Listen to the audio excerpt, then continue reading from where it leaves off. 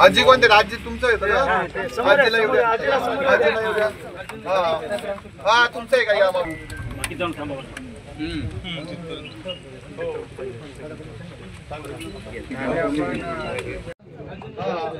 हा तुमचं आहे का? या बाबू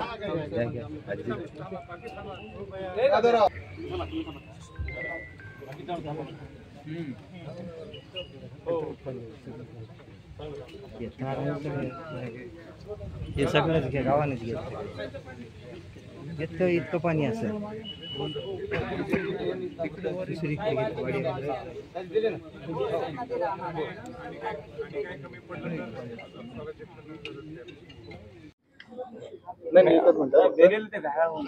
हातगावला आज माझा दौरा आहे. सगळी प्राथमिक स्वतः जाऊन काय परिस्थिती निर्माण झालेली आहे हे पाहणी करण्यासाठी मी आलोय. अत्यंत दुःखी आहे मी की इतक्या वाईट पद्धतीने ज्या पद्धतीने पुरीत आलेलं आहे आणि इथल्या लोकांचं नुकसान झालेलं आहे. सरकारने तर पंचनामे करावेच लागतील, त्याबद्दल काही दुमत नाहीये. तुम्ही पैसे तर द्यावे लागतील, त्याबद्दल सुद्धा दुमत नाहीये.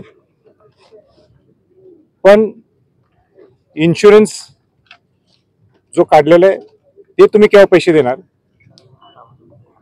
मगाशी मी इथं आपलं उंचाडाला होतो आणि तिथं चव्हाण हा शेतकरी म्हटला की मला जर राजे 4 दिवसात जर पैसे आले नाहीत तर मी आत्महत्या करणार. आता हा प्राथमिक स्वरूपात सगळ्यांच्या वतीने धाडस करून त्यांनी मला बोलून दाखवलं.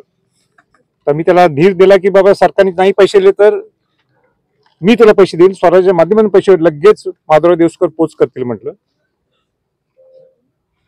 पण हे होऊ नये ह्याच्यासाठी काय आपण उपाययोजना करू शकतो? नदी खोलीकरण असेल किंबहुना अनेक वेगळे त्याचे मार्ग असतील. पण मी शेतकऱ्यांची अवस्था पाहून मला फार मनापासून वेदना झाल्या. आणि कृषी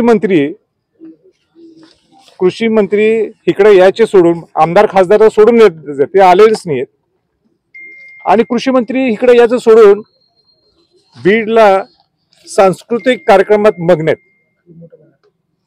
हे काय बरोबर आहे? काही शोभते काय महाराष्ट्राला? हे शोभते काय कृषी मंत्र्यांना? जरा या इकडं बघा परिस्थिती काय. इथं आता मी कुठल्या गावात, मार्ले गावात आहेत, त्या इतक्या गरीब 15 घरं उद्ध्वस्त झाले, घरच नाही राहिले नाहीत. आता हे ना 10,000 रुपये तुम्ही मदत करायची आणि परत पुढच्या वर्षी पूर येणार आणि परत 10,000 रुपये द्यायचे. काय होणार आहे? 10,000 रडत होते आता काय सगळे. त्याला आम्ही दुसऱ्यांच्या घरी येऊन राहिलो आणि 10,000 रुपयांनी काय होणार आहे आमचं? आम्हाला घरकुल मिळणार आहे का? ह्याच्यावर माझी सगळी विनंती राहणार आहे इथल्या जिल्हाधिकाऱ्यांना, प्रशासनाला, इथल्या लोकप्रतिनिधींना, तुम्ही याच्यावर लक्ष घाला. मी माधवराव देवसकरांना सुद्धा सांगितलं, स्वराज्याच्या माध्यमातून सुद्धा तुम्ही जोरात आवाज उठवा. शेवटी शेतकरी हा आपला केंद्रबिंदू आहे.